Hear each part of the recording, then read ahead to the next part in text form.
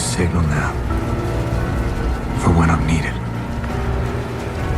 But when that light hits the sky, it's not just a call. It's a warning to them.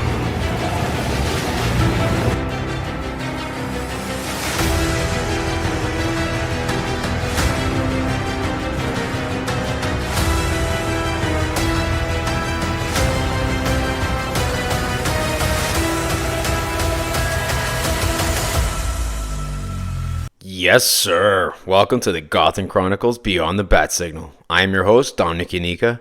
Join me as we dive into the depths of Batman's lore, dissecting the rogues gallery, and uncovering the stories of our iconic vigilante known as the Dark Knight. Thank you so much for tuning into today's episode, where we're going to talk about a doozy of a Penguin episode, and I'm talking about episode 4 of the Penguin called Cent'anni. Now, before we begin, I want to thank each of our listeners for tuning in, week out, and a lot of new listeners that are tuning in and even going back to older episodes. Welcome. Listen, greatly appreciated. You can catch all new episodes wherever you listen to podcasts. So that's Apple, Spotify, iHeartRadio. There's so many. I mean, I even see a lot of people using even Xbox, which is crazy. But, you know, there's a lot of spots that you can go and catch or listen. But if you want to follow along and see what we're doing or what's upcoming, you can follow along on X/BatSignal. And if you like what we're doing, please consider giving us 5 stars. Rate and review the show, on any platform where you get your podcasts, such as Apple and Spotify. It goes a long way to supporting the show and allows us to be seen. Now, with that being and then also email. If you have any questions, comments, concerns, or you just want to shoot an email and you want to be heard on air, and that goes with reviewing the show as well. Shoot me an email at beyondthebatsignal@gmail.com. That can also be found in the show notes. But yeah, shoot me an email if you have any comments, questions, concerns. I'll take a look, answer them, hopefully. No, I'm sure I will.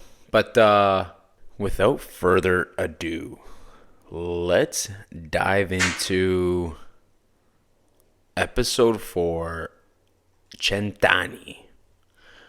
And oh my God. So I heard a lot of reviews about the show, and they had episode 4 to be discussed. And I was listening to the movie podcast. So if you haven't listened to them, they're pretty good podcasts. They talk all things movie, but they've also, or all things movies. But they've also had a few characters from the Penguin series, Kristen Milotti, and then who's the one? His name is escaping me. Who plays Victor. Anyway, and they've both been on. But they all had highlighted that episode 4 was the episode for Sofia. And they weren't wrong. That was... I don't know if that's... Every single episode that I've watched, I'm like, this could be easily the best episode. Every single one of them could be an A+. I mean, episode 2 I felt like was slow, but even that was fantastic. So I don't even know where to begin. Okay, let's start with where the show started. So episode 3, I know I didn't cover episode 2 and 3, but let's just kind of talk about where episode 3 left off, which was where Victor crashed into some of the Maroni crime family because these guys had guns pointed right at Penguin's face and at Sofia's face. And here comes Victor, who's coming back, chose not to leave with his girlfriend, sees these two on their knees, and he makes the choice to run them over. But at this point, you're getting it from the perspective of Sofia, where she is... You know, obviously Victor comes to the rescue. Penguin hops into the car. And you could tell that when Sophia's looking at Penguin, asking him, what is he talking? What are they talking about? What are they talking about? She figures out that Penguin probably killed Alberto. I mean, it was kind of mentioned by the Maroni family. And you could tell that Penguin was playing both sides, the Maronis and the Falcones. And she was just like in disbelief. So in comes Victor, and boom, Sofia just drops to the floor, hits her head, and she starts bleeding. And right away calls that doctor, Julian Rush, to come help her. And that's where the story kind of takes place. And then they begin with flashback sequences. So the flashback brings you back, I guess it's 10 years, right before Sofia gets caught and put into Arkham. And, it seems like, she's doing a charity fund. She looks like such a nice girl, like just like, someone that just wants to do good in this world. And you could tell, like, doesn't really have a bad bone in her body, even though she grew up in the family that she did. We find out, and I don't know if I have to preface this, but spoiler warning, because I'm about to get right into it. So, she's approached by a reporter, Summer Gleason, and asking her about these killings. These are there's women that have been hung, and right away, like, kind of, Sophia's kind of like caught off guard and kind of flustered by it. And she's like, what? Like, what's going on? And then she's like, I don't talk to reporters. Anyway, she ends up talking to this reporter afterwards and meets up with her. And she shows her pictures of all these women who have been hung. And there's also a strangling mark. There's evidence of even them trying to fight back. Nails are being a little slightly damaged and broken. And it gives her a flashback. And it's an additional flashback to when Sofia was a child. And she saw, and this is traumatizing, her mom hanging. And she was dead. And I was watching this with my wife, Victoria. And this was a tough episode for her to watch. Because right away, my hand she was squeezing it. Like, I swear my bones were going to break. And, it's a child that's looking at her mom being hung. And then conveniently, in comes Carmine Falcone, picks his daughter up and telling her not to look, I'm sorry. But curious enough is that he has marks on his hand, the same scratches that you might see or have noticed when Selena Kyle was fighting back against Carmine and he was trying to strangle her. So you're noticing a lot of these pictures, there's strangle marks. So it's not that they're being hung, but they're being strangled. And you can tell that the women are fighting back. So Sofia kind of puts two and two together that, shit, my dad must have killed my mom. And off the bat, she starts questioning. And you can see Carmine's getting a little upset. Now, one thing to point out was John Turturro couldn't come back for filming the series. And that was just due to scheduling conflicts. So in comes Mark Strong. And to be honest, talk about a seamless transition. I love John Turturro. Great actor. Mark Strong is like more of a younger take on Carmine Falcone. Even though they're the same age, by the way. But he definitely looked younger. And you can kind of get that same vibe from them. Anyway, and you could tell he's just a menacing figure. And like, very pure evil. Like, this guy's a serial killer. So you get Sofia kind of sniffing around, and Penguin's the driver. So you also get a flashback of Penguin as well, where Oz, he's got a bit more hair. His face looks like a little bit younger. But yeah, his hair looks a lot more full. And, he's obviously tuning in and listening in. And he was also there when he drove Sofia to go meet with the reporter. And Sofia then was just like, I guess talked back to Penguin, saying you don't know anything. You're little. That's all you'll ever be. Kind of, putting him down. And he's got that look like, yeah, I'll show you. And you can kind of tell on the Penguin, one of his character traits is he's got a short fuse. So what it leads to is it seems like, they meet up at a party. Penguin's got this brand new jacket, and Sofia recognizes that, saying, wow, you got a fresh new jacket. Like, it looks fantastic. And then Carmine wants to speak to her. And then that's where things start really crumbling down. And, Carmine looks at her like, you just completely betrayed me. And, he finds out from the Penguin, because Penguin they made it seem like it was the Penguin who went to Carmine and he basically told him everything. She met with the reporter, and Penguin was saying, this is my job. So he's like, you're not feeling too good. You're not looking so good. You haven't been yourself. And already telling her she's basically crazy. And it was just cringe. It was hard to watch that. And so Penguin's on his way to go and, I guess, bring her home. And obviously Carmine's livid. And then in comes Kenzie Bach. So if you guys remember Kenzie Bach from the Batman, Batman beat him up, gave him a broken nose. So he comes up with a bunch of cops. So you can kind of tell that Carmine tipped the cops to go pull over Penguin. Penguin doesn't seem to have any clue as to what's going on. And Sophie is arrested and brought to Arkham Asylum. And here is where the downward spiral is like, they bring her to Arkham State Hospital. And, there's just, I guess, a dark transformation as to what they do to her. And it all kind of starts with, like, the death of her mom, who obviously, like, any child to witness a mother dead or hanging, that's going to haunt them.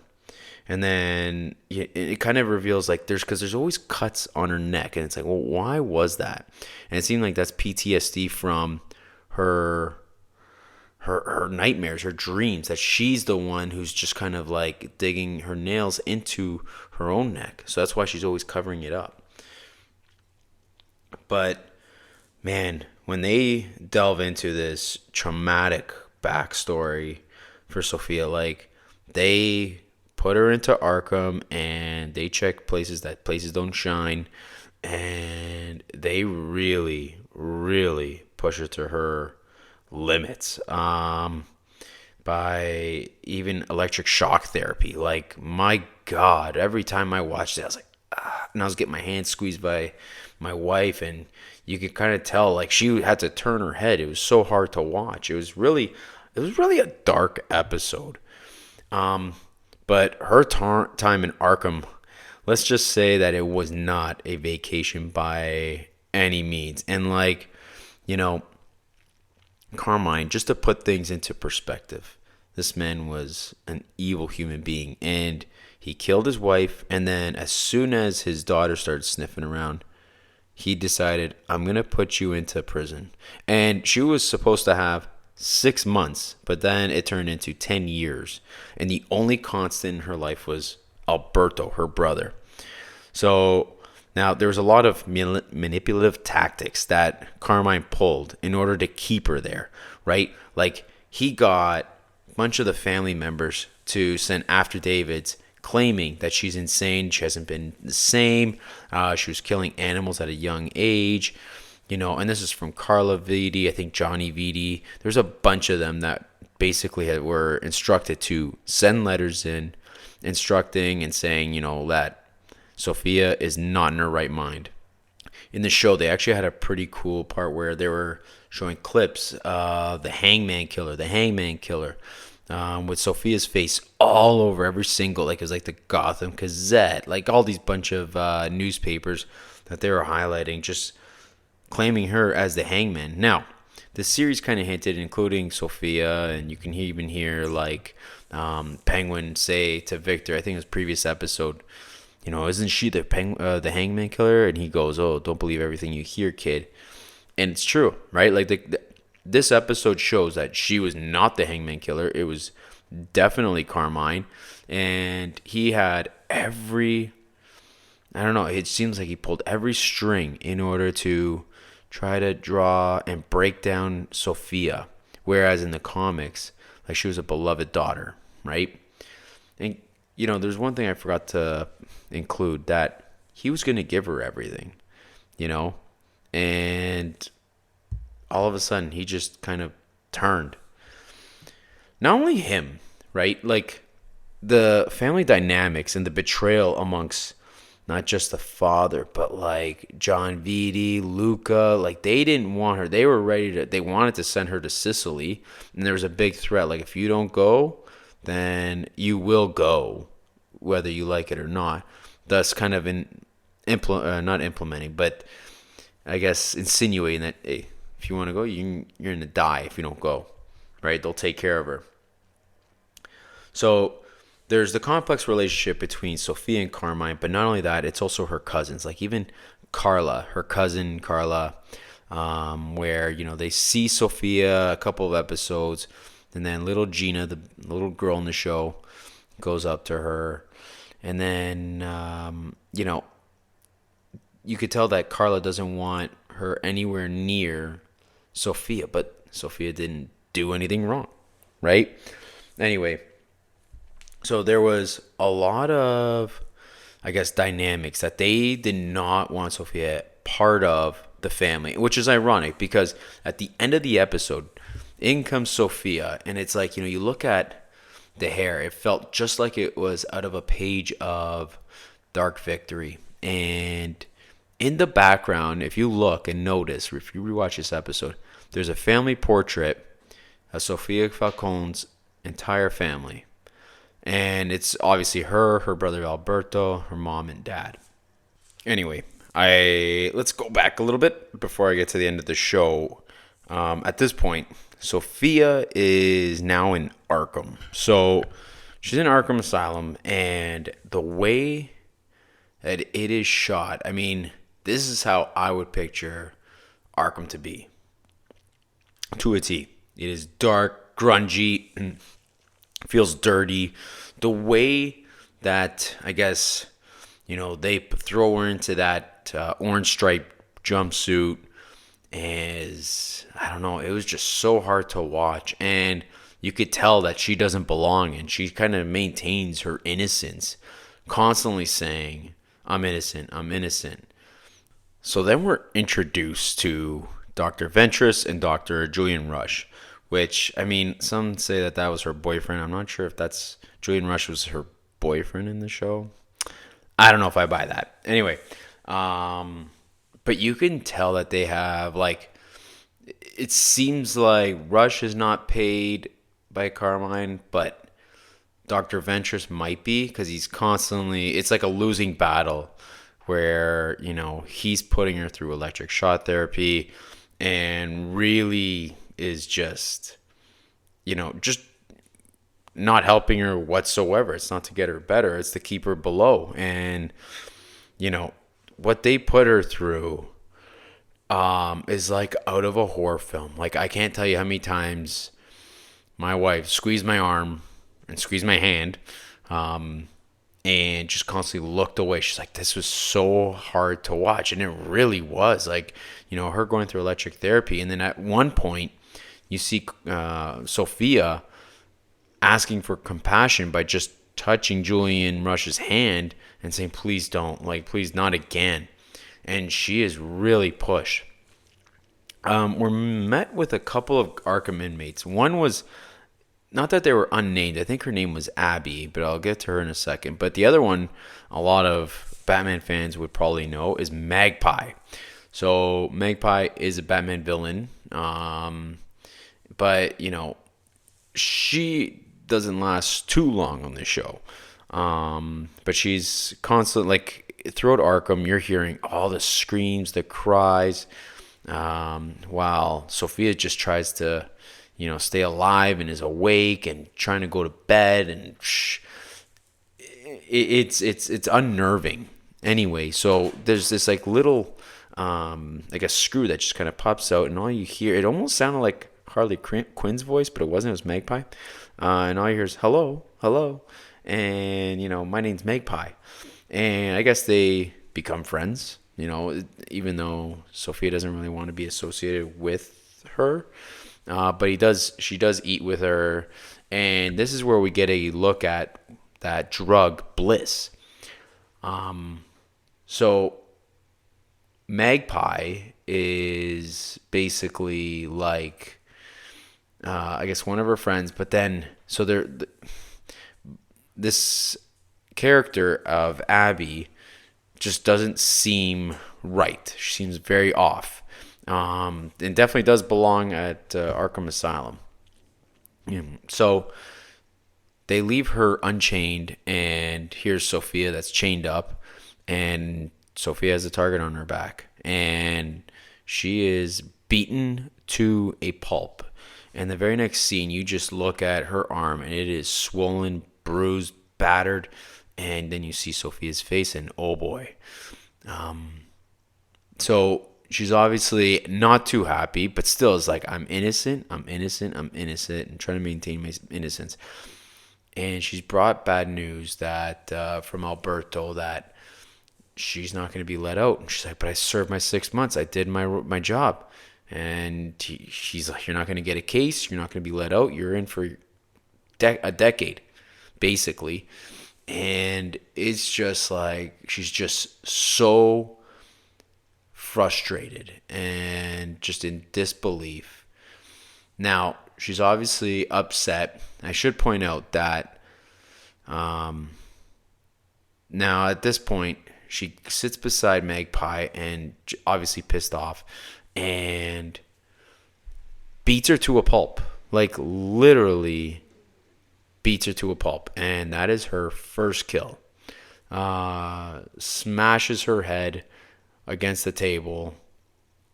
I don't know how many times, but you hear the crunching, and it's cringe. It's really cringe. Not in the, you're just like, oh, that sounds like it hurts. You kind of look away, and it's just like, here's someone that's just about to snap, and she did.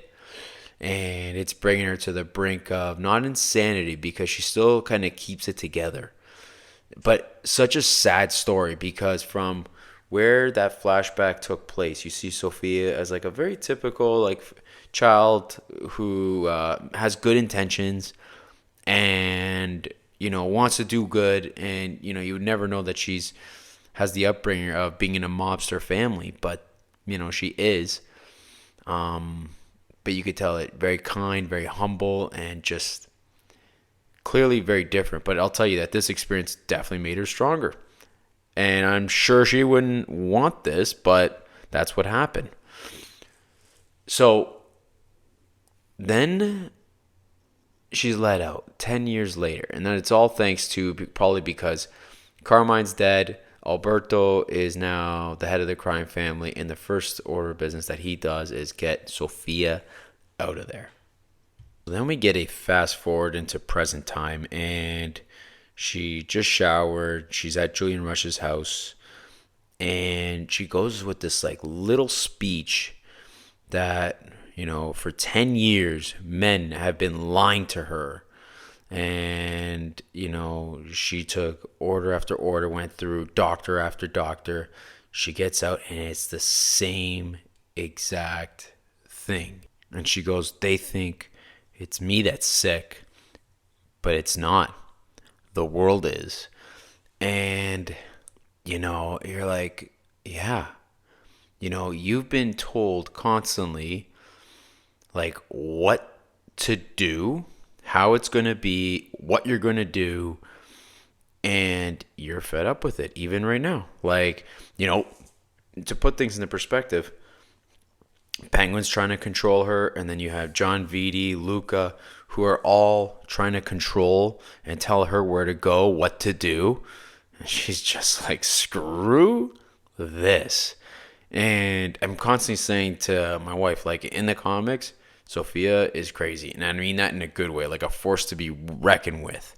And like, she is, right? And then what we see after that, oh Jesus. So Sophia arrives at the dinner party, and people are like, "What the hell are you doing here?" Especially John Vitti, where you just want this guy just to get shot and be done with. Um, but we'll get to him in a second. So she kind of, you know, goes on this little speech and even highlights the 7 women that were killed. And, you know, she sits down and she enjoys her dinner like she belongs. And, yeah, she says a little speech. And at the end of it, her words were Cent'anni, which is the title of the episode. And the meaning behind that is may you live 100 years in Italian. Now, the Italians, we say that, and we know we're not going to live another 100 years, but it's like, may you live a long life, right? And and she also says, like, she's excited for a fresh start as well. So, may you live 100 years. There's irony behind that. And fresh start, well, she's definitely going to get a fresh start. Because the thing that she does next, she grabs Gina with a piece of cake, and Gina, the little girl, wants to go camping in the greenhouse. So that's exactly what Sophia does. She pulls the kid out of the situation, goes and sleeps with her, and then we find that Sophia wakes up and it's like Christmas for her. You see her wake up in the greenhouse. She goes, puts a gas mask on, and then checks every single one of these rooms. And each room that she goes in, there is another family member dead. Luca, dead. His wife, dead. Carla, dead. Her husband, dead. The only one that was alive, and you could tell, like, interesting little Easter egg was the door was open, so there was some air ventilation, was John Vitti. And I'm sure she kept him around as an ally, because there's no one that hates Penguin more than she does than probably John Vitti. Now, the way the episode started and showed Sophia as this nice, innocent girl to this, it's almost like she's a product of what her family made her into be.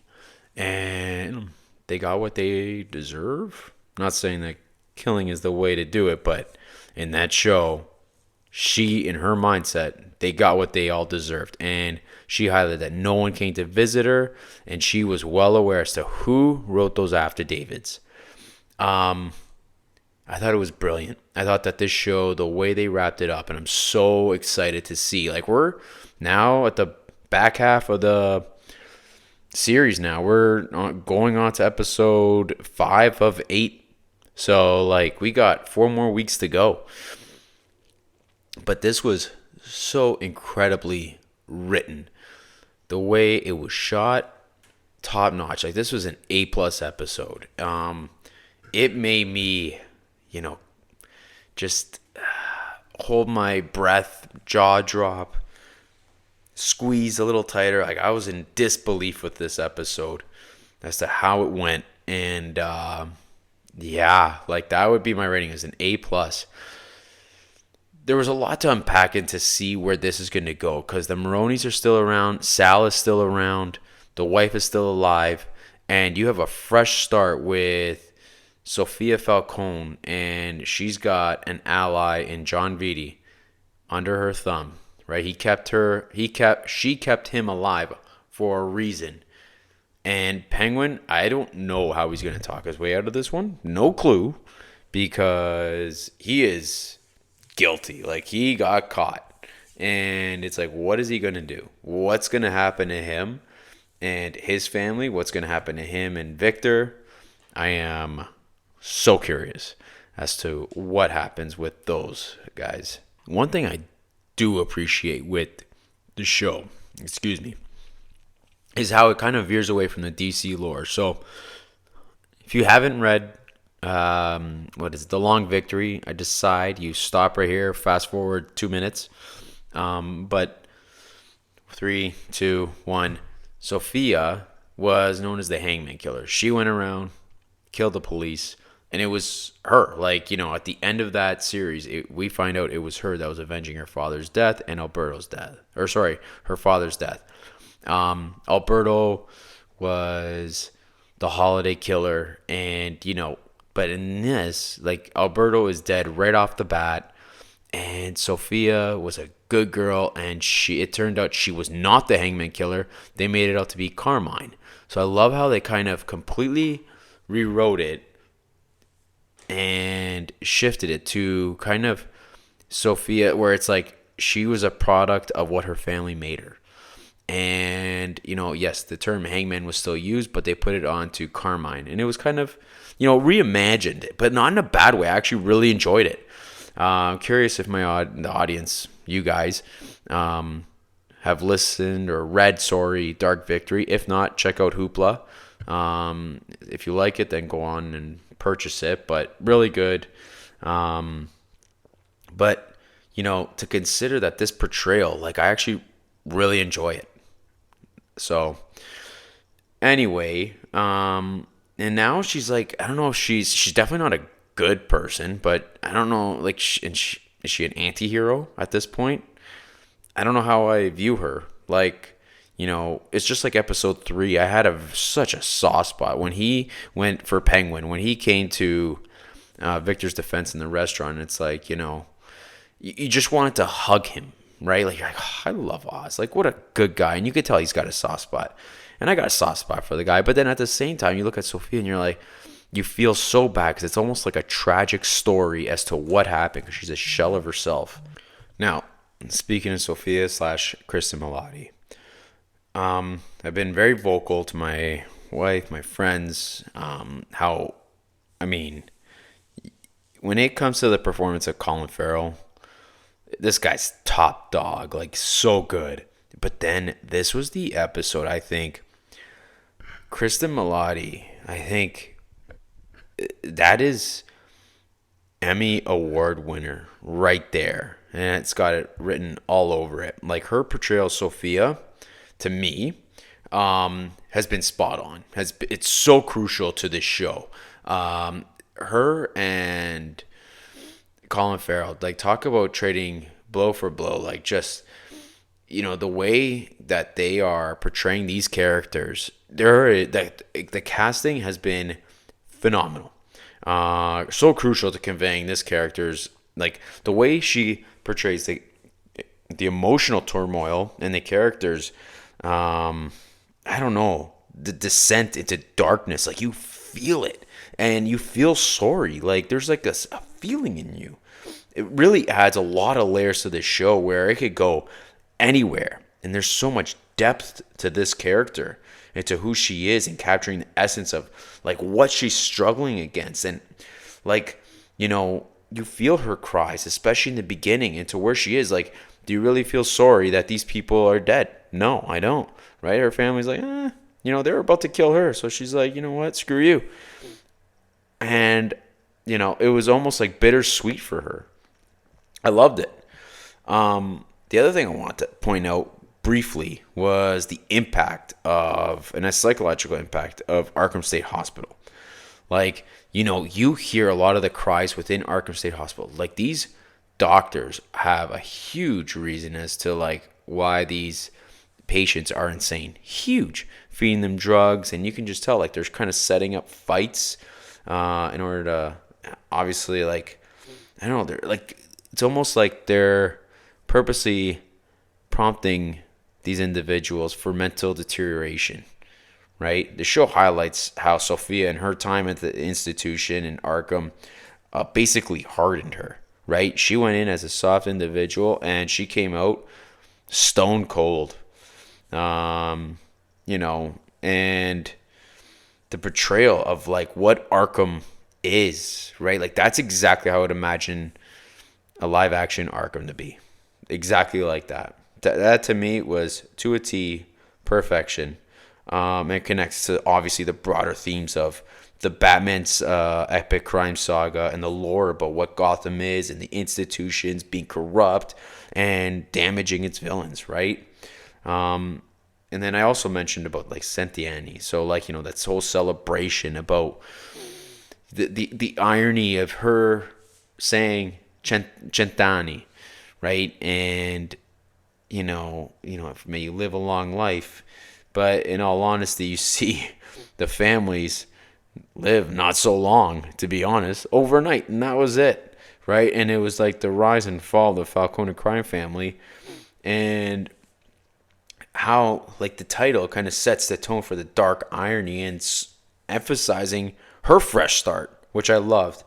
Kind of curious again as to where Oz Cobb goes from here. I can't wait because the Penguin, it's his rise to the city will be his. Well, I'm so curious as to what's going to happen to either one of these characters or the ones that they love, right?